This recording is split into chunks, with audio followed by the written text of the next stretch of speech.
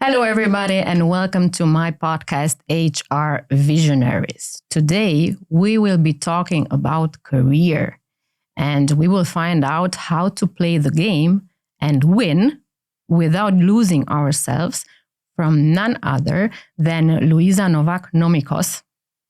Luiza is an executive international executive coach and career strategist. And she recently launched her program named From Invisible to Unstoppable. Luiza, welcome. Thank you very much for accepting the invitation. Thank you very much for having me. And it's a pleasure to be part of this very meaningful discussion about career. Thank you. Luiza, I have so many questions for you because the career has been part of my life since forever. But first, I want to know more about you.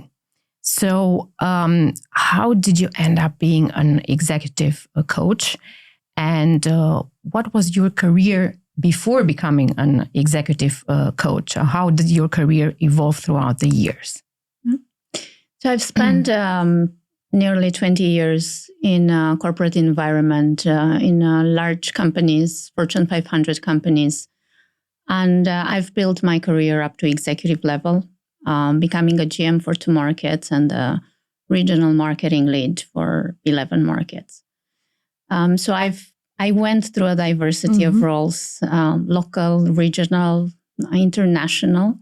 And along this journey, I came to realize the impact that I can have on the people I was helping to grow.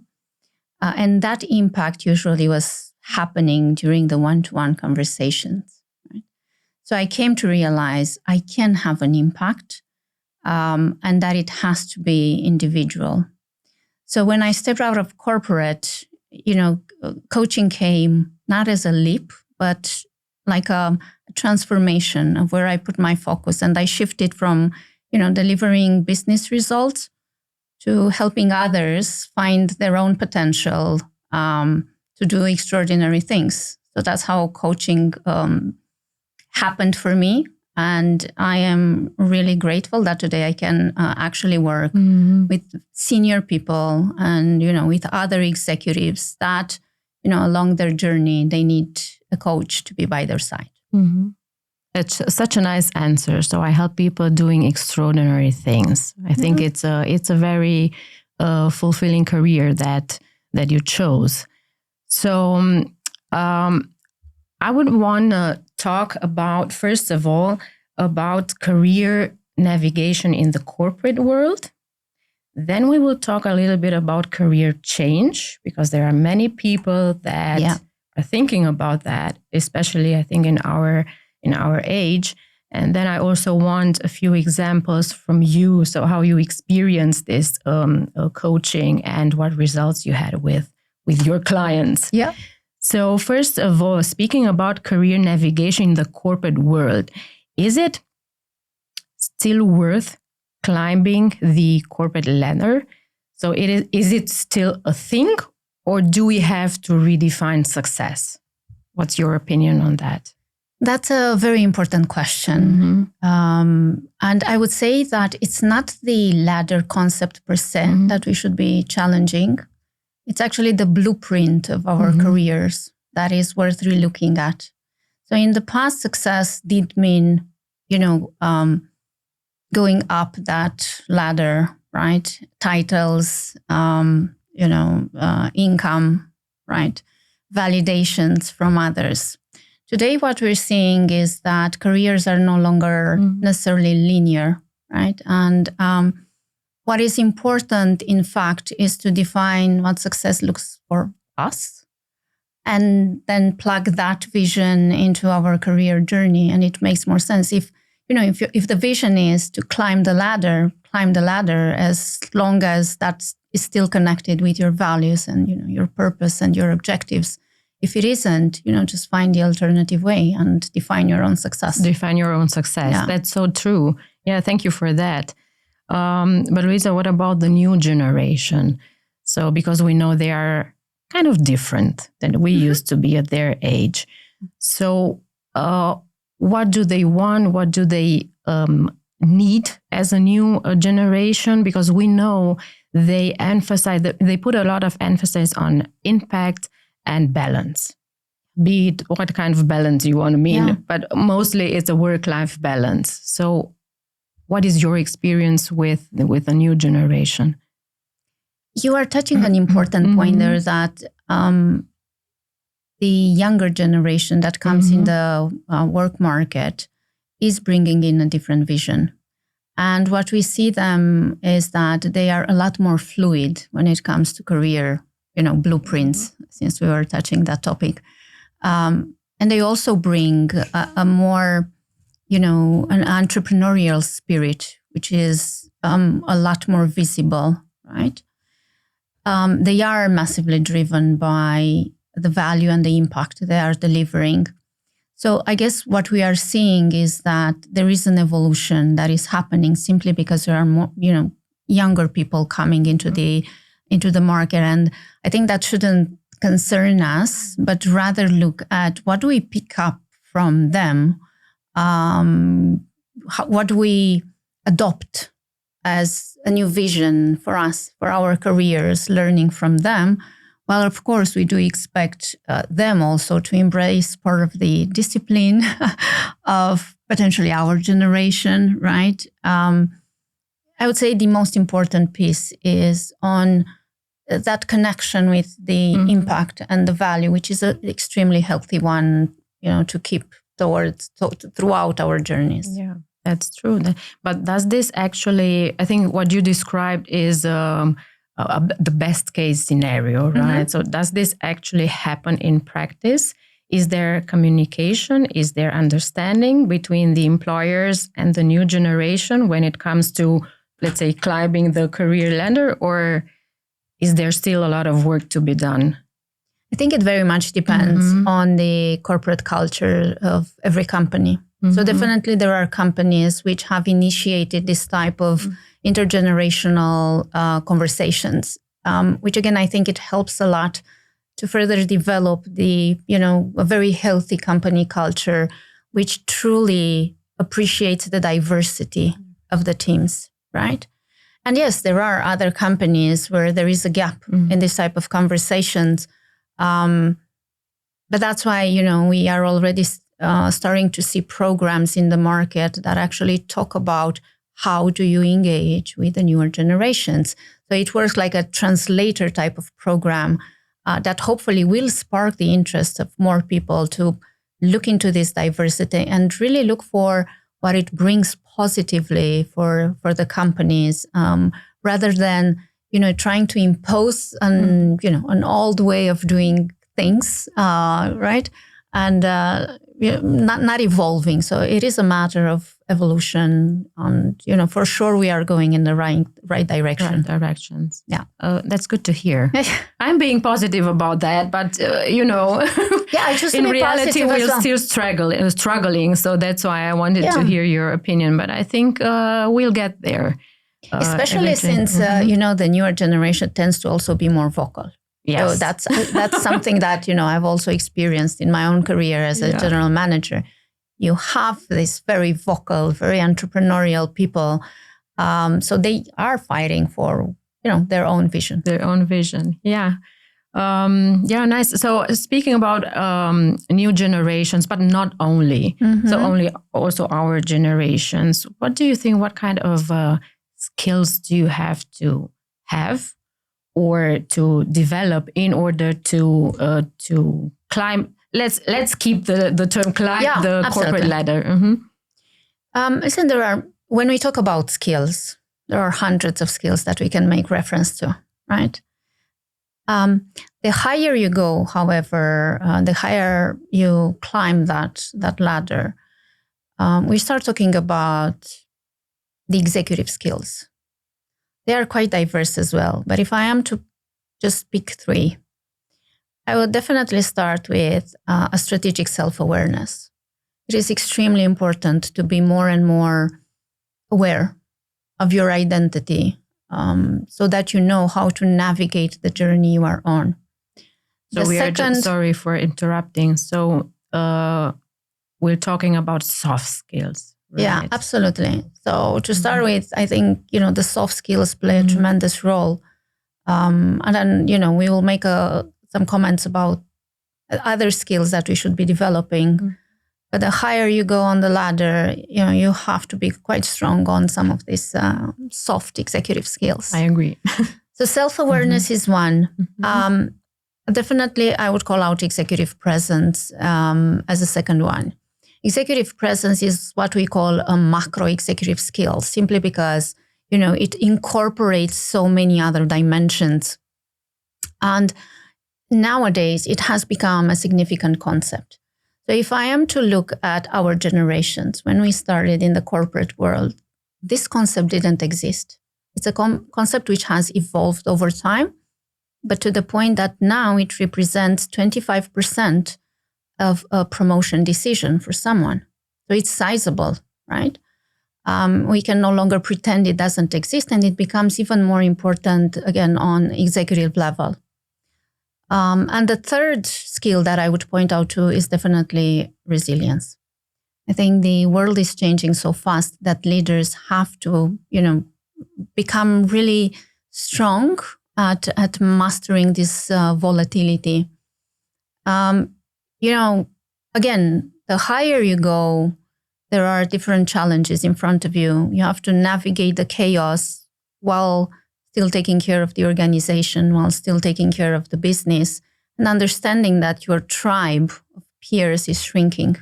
So a leader is quite exposed into this, and resilience definitely plays an important part to keep them, grounded and focused on their objectives. Mm-hmm. And are they capable to do that by themselves?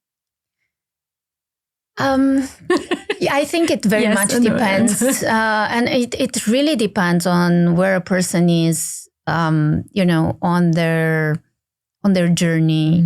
Seniority on the level plays an important part. So, as a junior executive, I saw myself being dragged more into the chaos. And then working with an executive coach definitely rebalanced me and grounded me, right? For other leaders that have been, on that executive level for 20 years, yes, it gets easier because you've been through a lot of these experiences and you have the tools to self-regulate, right? But even for the very experienced people, life happens. It can be something personally that suddenly collapses and it impacts your professional performance. I think we just have to normalize the fact that irrespective of where we are on the journey, it is okay to ask for help and to receive it, and to see this not from a place of being vulnerable, but rather from a place of courage, and to keep evolving and to keep remaining, relevant for the environment and for the ecosystem that you're supposed to lead. Yeah, that's a strong message. So because I think most of us would see that as a weakness. I've reached this point, so why do I need help? I can manage it. But it's a strong message from your side, not to see it as a weakness, but as a strength. Yeah. It's always being aware that you need help and asking for help. I think it's generally speaking a sign of strength and not of weakness. Yeah. So, okay. So let's say that somebody has all the skills that you mentioned, but how does that person know that they are on the right path, right? And they are not in some autopilot mode. How do you know that? How do you recognize that? If you can't figure it out on your own, there are questions to just nudge you into that type of thinking. And the way I do it with the people I work with is by, exposing them to the time dimension. So I would ask something like, if nothing changes for you for the next 2 years, how will you feel about your journey at that particular point in time? And that nudges them into saying, will that be enough? Will I be happy? Will it still be a rewarding journey? So adding the time dimension definitely helps to shift the perspective. The other thing, which is, tends to surface these disconnects, are the moments when we start talking about the identity, right? So what is the identity of your future self that will enable you to reach your objectives? And the minute they start describing a completely different person, it's like, where are you on the journey? I mean, there definitely needs to happen a transformation for you to be able to reach that point. And so I think a lot of times we are on autopilot and we lose sense of, what we are really after in our careers. The best way to do it is to have someone with enough self-awareness that can actually trigger that type of question.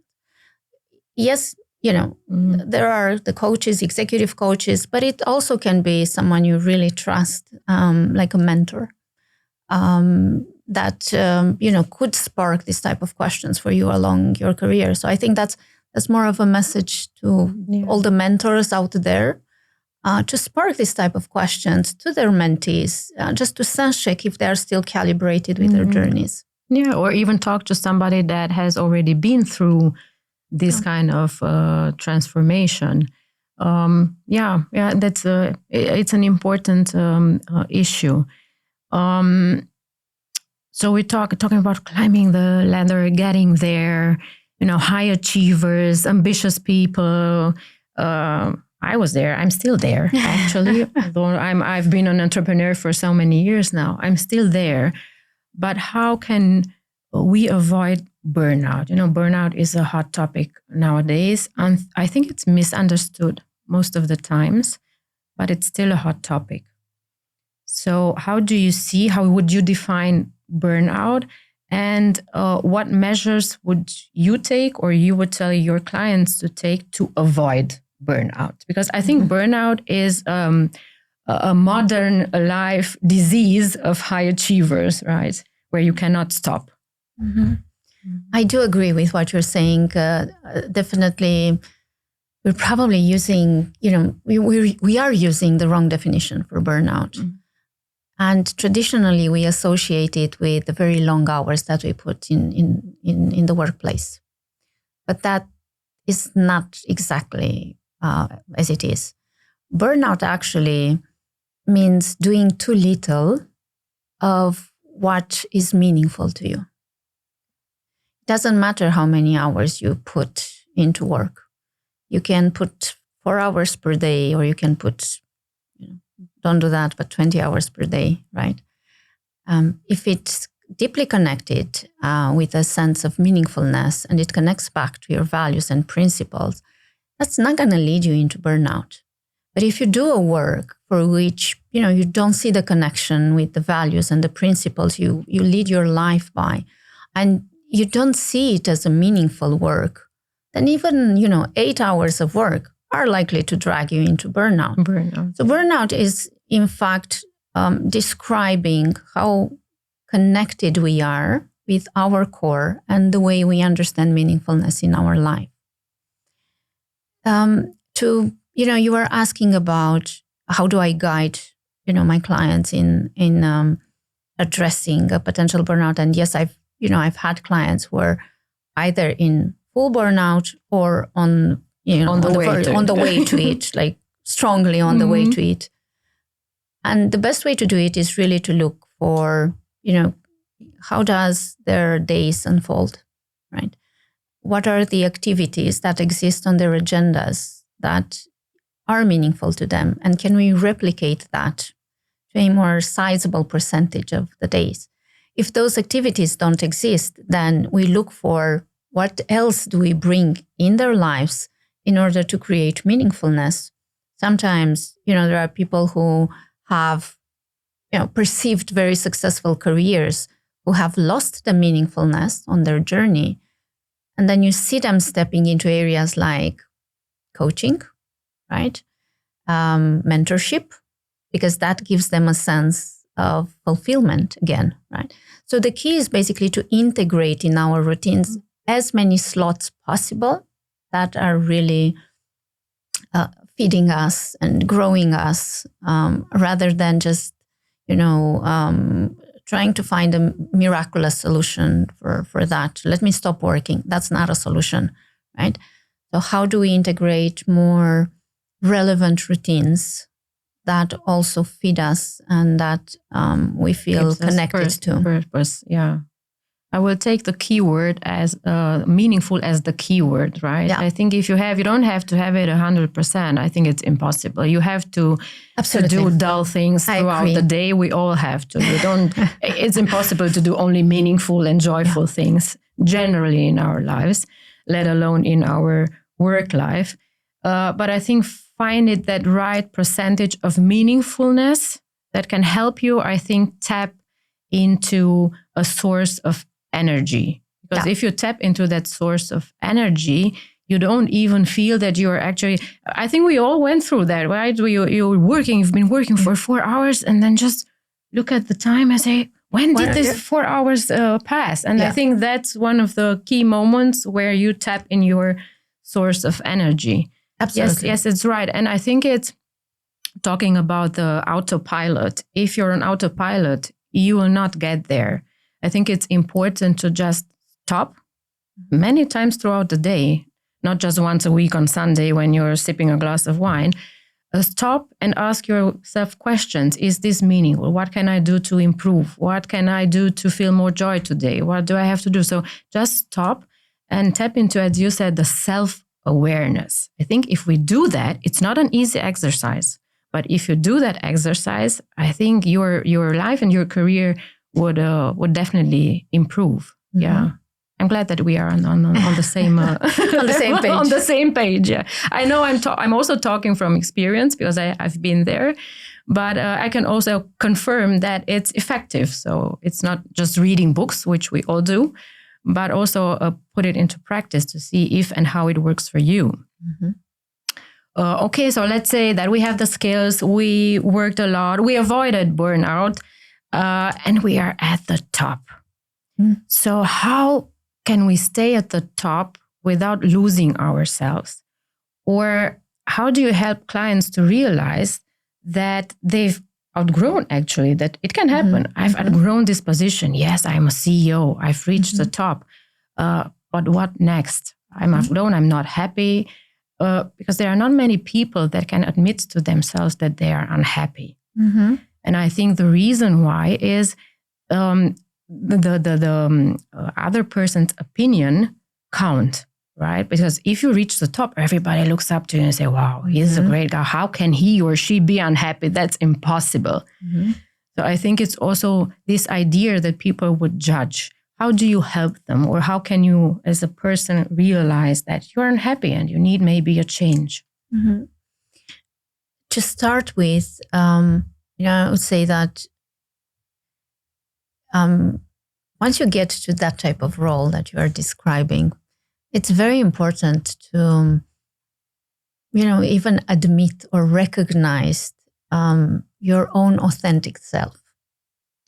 So it's no longer about what the others are thinking, what the others are guiding. You now become the role model for an organization. And you have to embrace your identity. We go back to this term, which is extremely important in this world. So how do you show your true self? And how do you play on your strengths and all the learnings that you've accumulated up to that point. And for some people that I've worked with, just validating that it is okay for them to stop and embrace their authentic side, just shifted their perception. Okay? It was that easy. And they saw themselves a lot stronger in the workplace. Because they realized, I'm bringing 25 years of experience. I do have a saying about it, and I can guide more people, right? So they embraced their authentic self. Then there's this other category you are describing, the people who have made it to the top. And they're, in fact, unhappy. They're unhappy because they lost the connection to what was meaningful to them, right? And it is very difficult to stop once you're there. There is a sense of fear that plays out. And the fear can be different for the people. It can be, the fear of the unknown. How does life outside corporate look like? Or how does, how other companies look like, right? Will I be a good fit for the corporate culture of another company? So for these people, it's like, again, we go back to the identity and understanding if they can still find the connection to the work they are doing at that place where they are, or they need to look for it elsewhere. Mm-hmm. If they need to look for it elsewhere, how would it look like? Is it a full transformation, career transformation, or is it an add-on to whatever they're already doing? Yeah. So conversations become very diverse once we get to that point. Mm-hmm. The essence being that it is important for leaders at any stage of their journeys to stop and reflect on whether the work is still meaningful or not. Mm-hmm. And this leads to actions.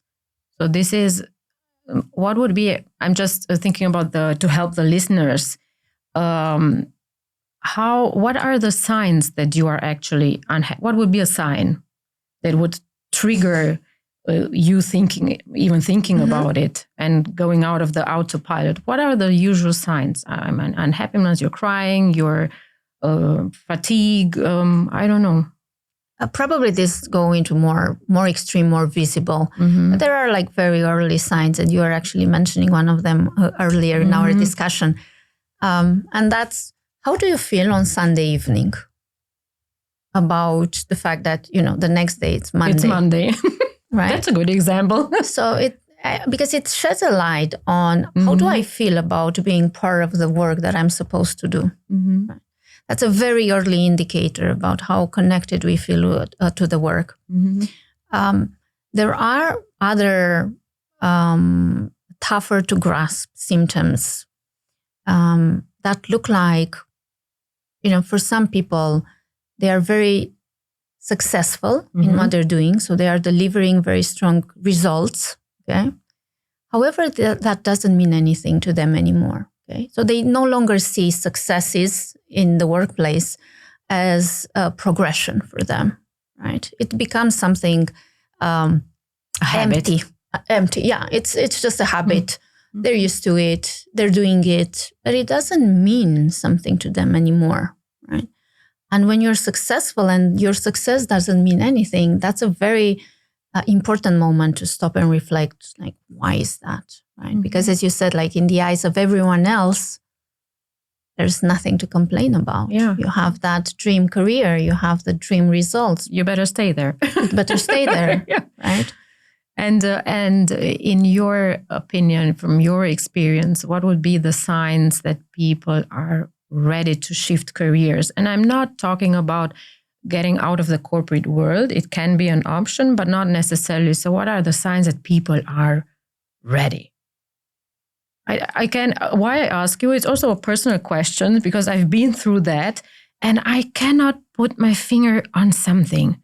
It's mm-hmm. just, it came to me as a revelation. Mm-hmm. And I woke up one day and I said, okay, I will set up my own law firm. But I don't know, maybe for sure I had thoughts. I thought about it, but never was so sure that I'm going to do it. And from that moment on, I called my parents. 2 days later, I talked to my boss. So everything went. Yeah.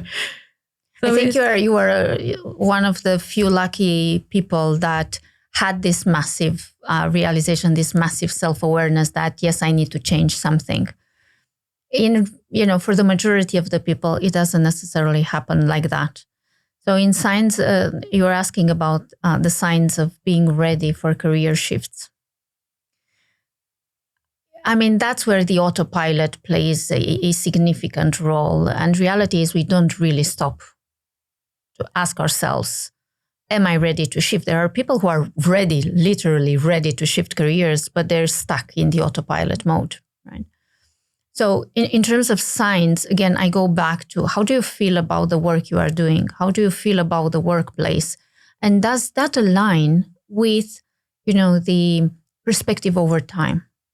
It is important to look at the direction. Where are you going? That's one of the first questions I ask people. And I'm smiling because I'm jumping from one thing to another one, but when you go to job interviews, right? You read it on all the websites, on all the chat rooms, or one of the most despised question is like, where do you see yourself in the next 5 years? I'm actually very fond of that question. The question? I think we should, basically. And you know why? Because it gives a sense of whether that person is aligned to their direction or not. Yeah. And it's actually one of the first questions I ask in coaching discussions. Right? That really gives a meaning. If the individual has an understanding or has spent the time to define where the career journey will lead him or her, right? So you need to stop and have this forward view. So there's something for you to work towards.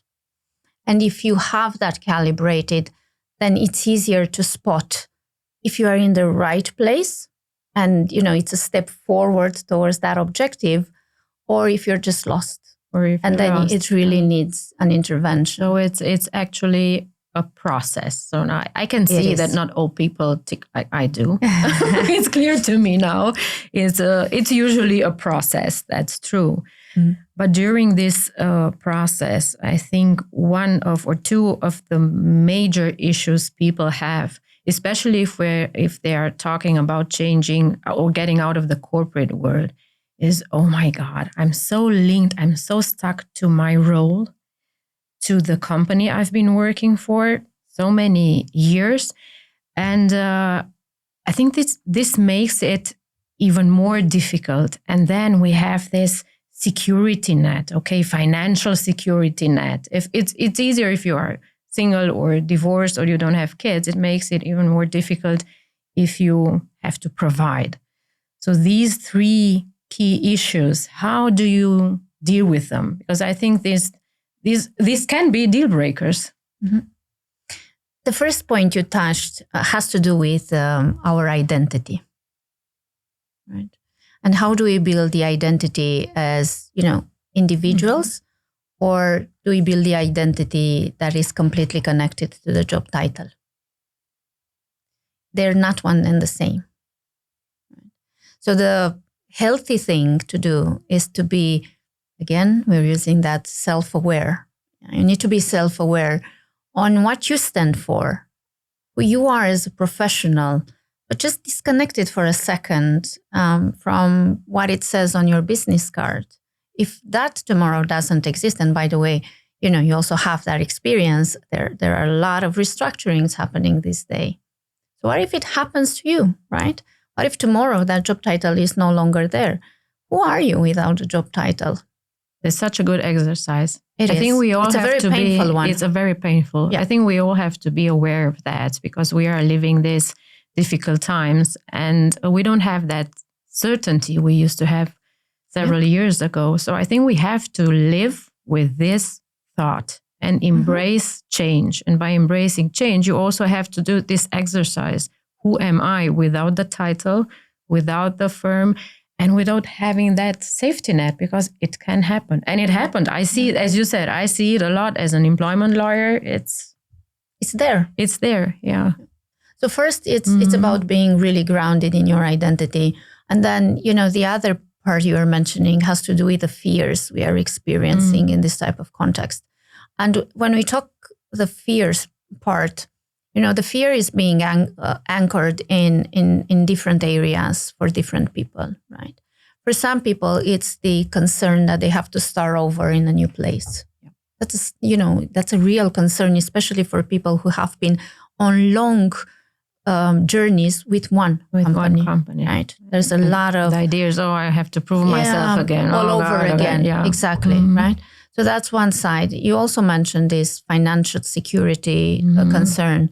And what we would typically do in a coaching conversation would be to reframe that narrative. So turning the fear into something that can be actually actionable, right? If you're feared to lose your financial security, what's your plan for that? How do you plan financially your next move? What type of scenario do you actually need in your life to be able to provide for yourself or for the household? So we take things from, this abstract concept, I'm afraid. Okay? We take it into an area that can be rationalized and that can be worked upon. Mm-hmm. Yeah, that's interesting. So many new things that you're telling us today. I'm very happy that you're my guest. And what kind of, let's say, alternative careers to the corporate career do you see in practice? So what do people explore, like entrepreneurship, arts, consultancy, whatever? What are the trends nowadays? Mm-hmm. I think there's one trend that is starting to be more visible than everything else, and that's the portfolio career. It's a concept that we see more developed in Western Europe. I think it's becoming a trend for Eastern Europe as well. Portfolio career basically means having more activities simultaneously in a way that, you have that meaningfulness embedded. You also protect yourself from potential financial liabilities derived from, again, reorganizations, restructurings, which are starting to be a thing, especially for executives, right? So portfolio career means really mapping out a set of activities that you can manage simultaneously, right? How that would look like is like you keep a corporate role, but you also do, you have your own entrepreneurial, business, be it consultancy, be it coaching, whatever it is, right? I think the mix is something that we're seeing more and more present. For executives, that sometimes means being on a non-executive board role in other companies. That's still a portfolio career. You have more sources of income. So the macro trend is towards portfolio career. The other trends, let's say, yes, you still have people shifting into entrepreneurship. Part of them will be successful, part of them will come back to the corporate world. Everyone is searching for that path that is fulfilling in the end. So to give yourself the best chances to land somewhere successfully is actually to do the pre-work and to really go through that filter of, where am I going? What makes me happy? What do I want to do? Am I on that type of journey? And that usually dictates the next logical move. Mm-hmm. Yeah, it makes a lot of sense. I'm just thinking about employers being okay with you having several other, let's say, side hustles, as we call side hustles. I think they have to shift. Employers have to shift their mindset, because as long as you are not in conflict with them as a company, as an industry, I think you have to just accept that people are going in different directions at the same time and are fully capable of doing that. I mean, fulfilling their job request, everyday job request at the job, but in the evening, I don't know, working towards a second career. I think that's doable.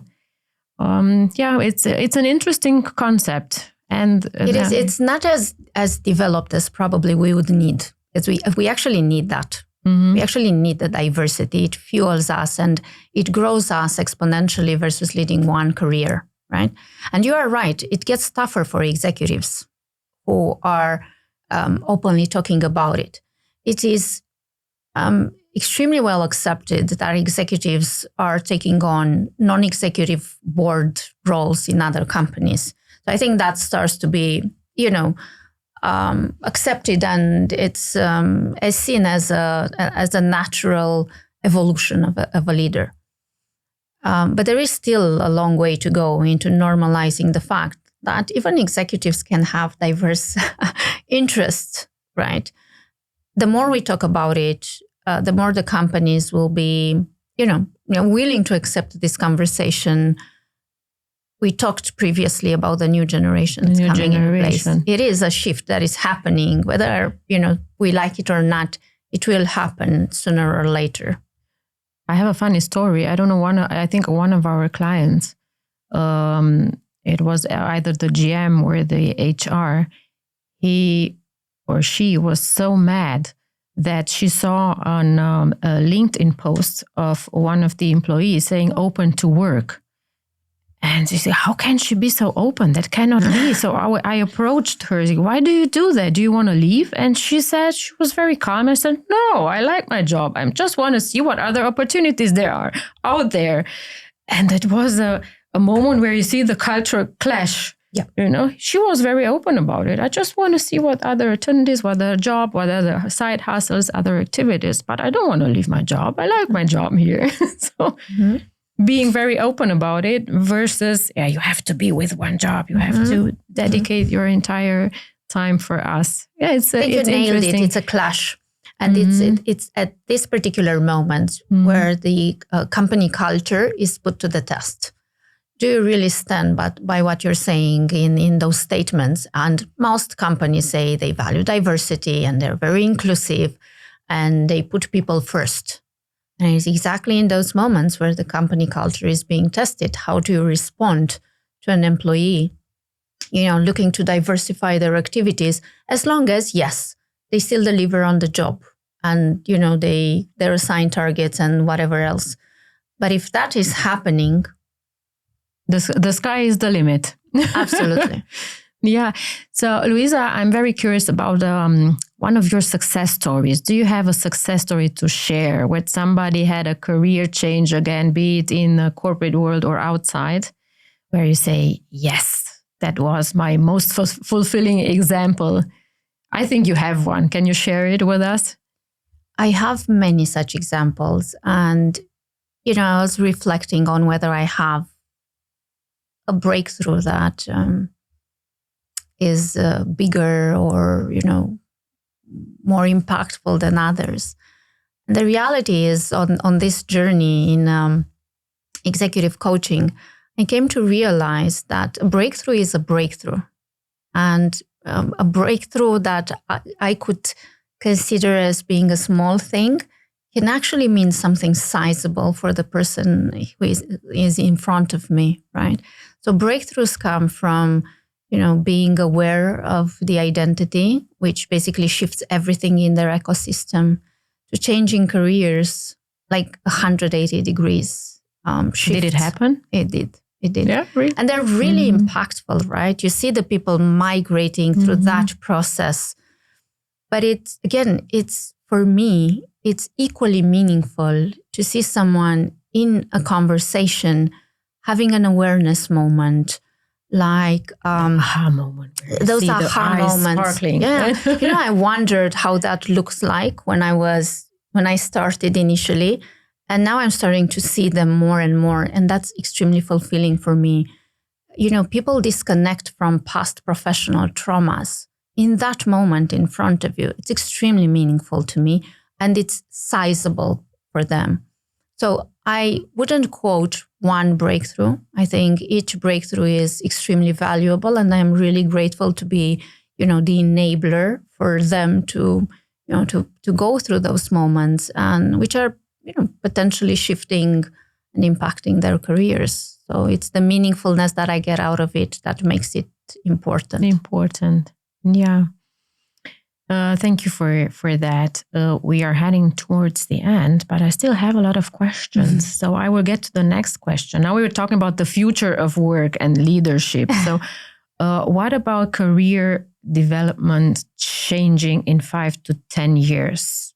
Do you see a shift happening in career change? Would it be something that would become the norm rather than an exception? Or how do you see it evolving in the next 5 to 10 years?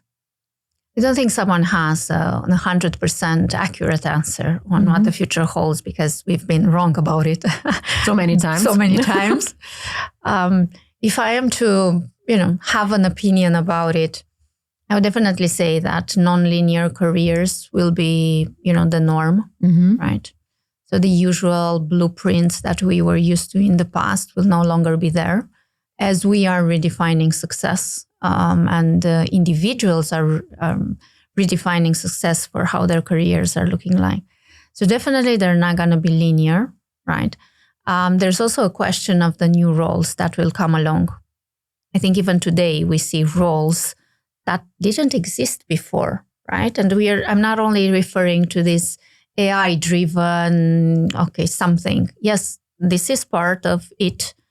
But there are, transformation roles. And each company is defining it very differently, right? Mm-hmm.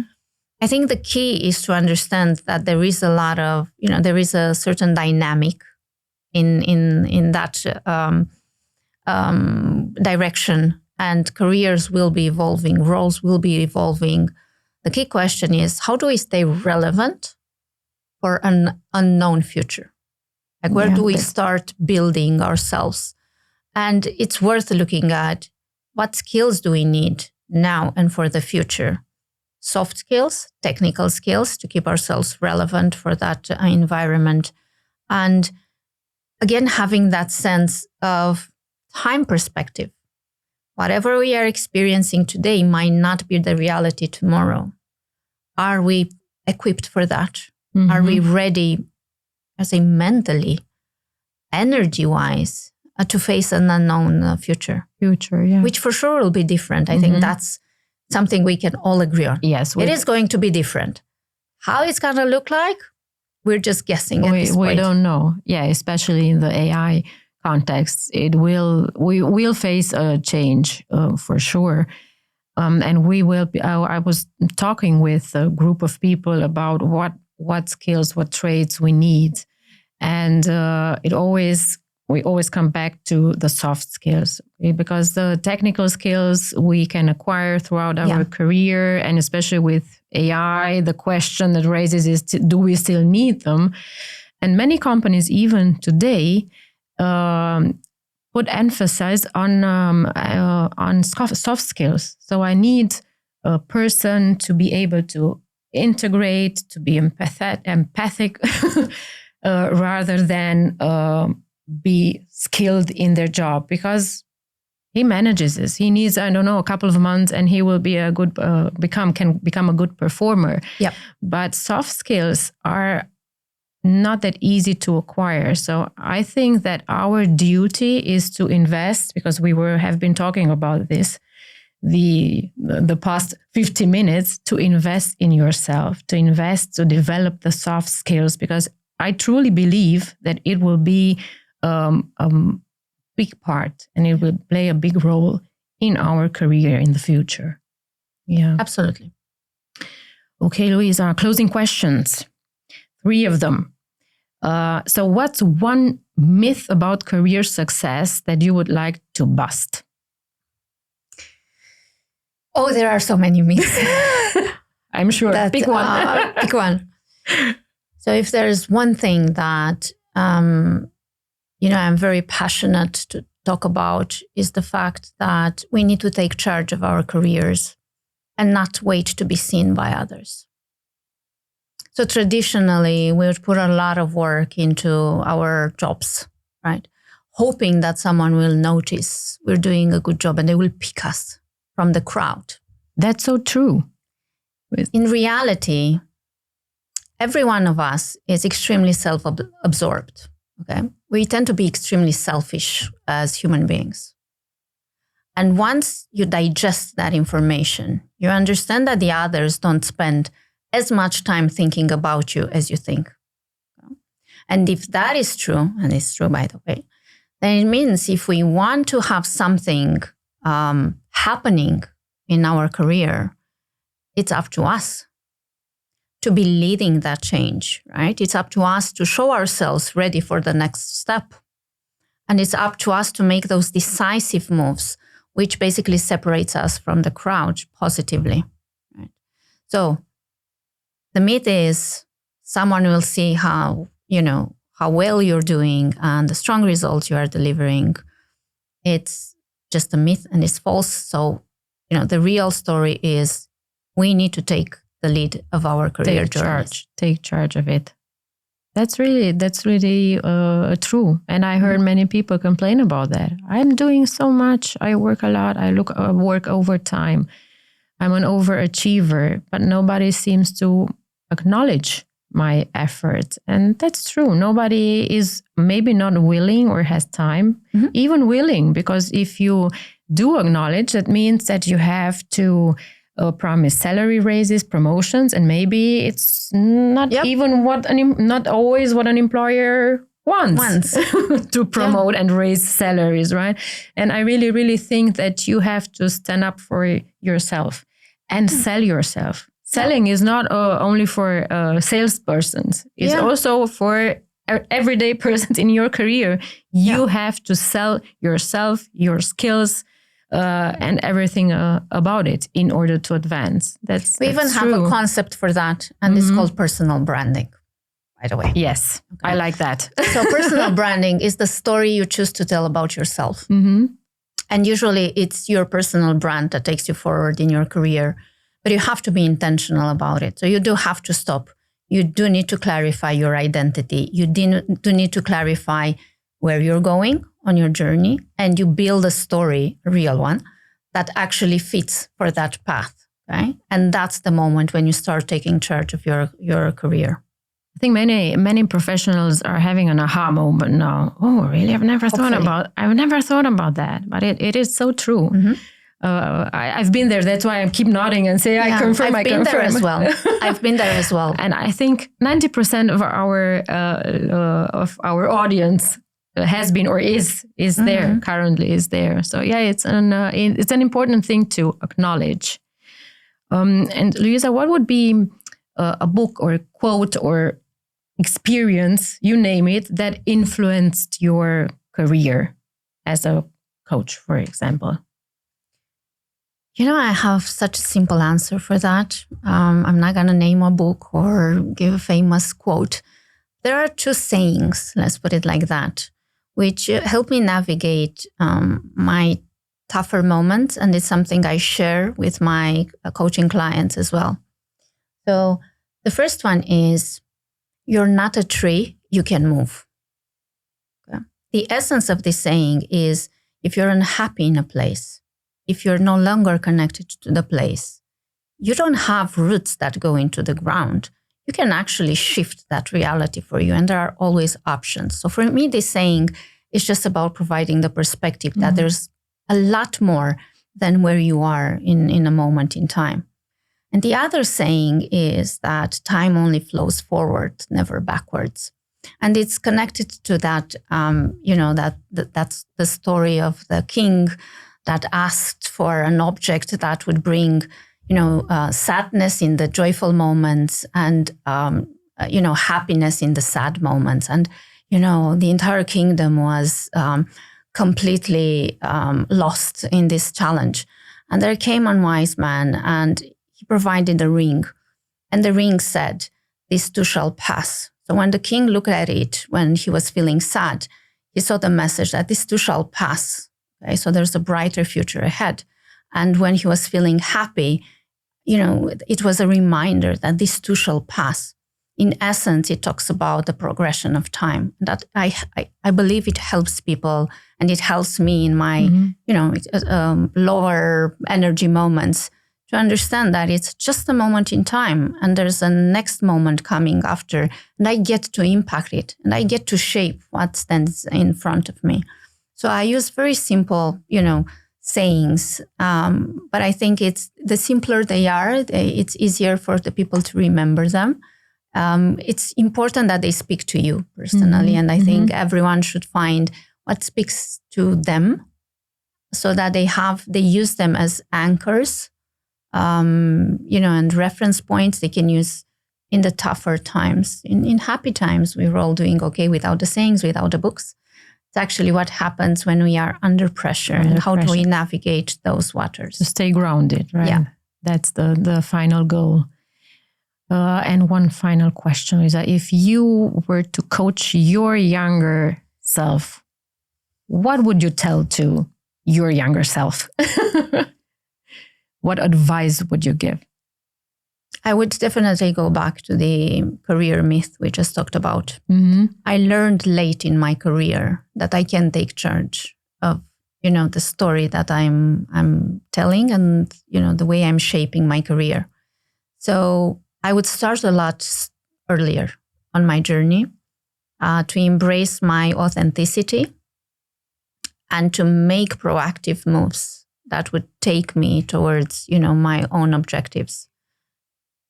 And I think that, while I embrace my journey as it was, it wouldn't have hurt to know of this earlier and to start building myself, as a story, as a professional narrative, even earlier in my career. In your career.